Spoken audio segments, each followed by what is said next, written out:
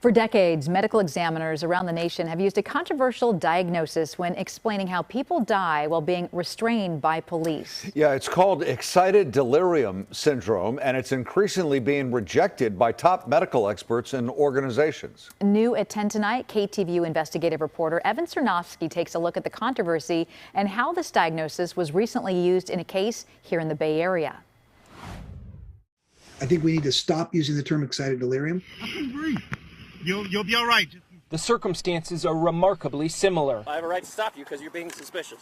A suspect is being handcuffed by officers when suddenly they stop breathing.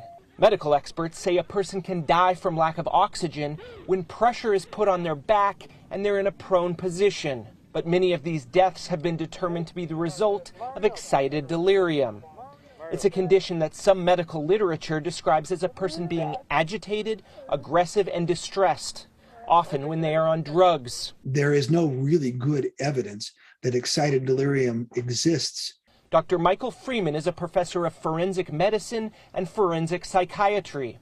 He recently co-authored a study looking at every published case of excited delirium. Basically, 98% of cases, restraint was described, and most of the time it was quite aggressive restraint. His research showed that the more aggressive the restraint, the higher the chances are someone would die in cases blamed on excited delirium. That's led organizations like the American Medical Association, the World Health Organization, and the American Psychiatric Association all to reject excited delirium as a diagnosis. But even with all the skepticism, a forensic pathologist in Contra Costa County last month ruled that Angelo Quinto died from excited delirium while being restrained by Antioch police in December. Quinto was experiencing a mental health crisis. And just like in other cases, police held him face down in a prone position for several minutes before he stopped breathing and was later pronounced dead. What happened?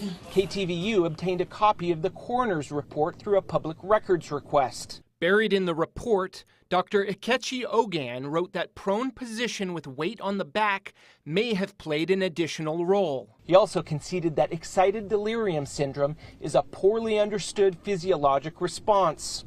Ogan found that the pharmaceutical drug modafinil contributed to Quinto's death, but the drug is an anti-narcolepsy stimulant, which doesn't appear to have any history of fatal overdoses. The Contra Costa County Sheriff's Office declined to comment on our story, and Dr. Ogan did not return our messages.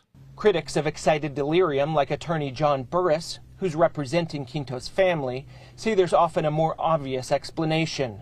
The person couldn't breathe. Your body is struggling to get air.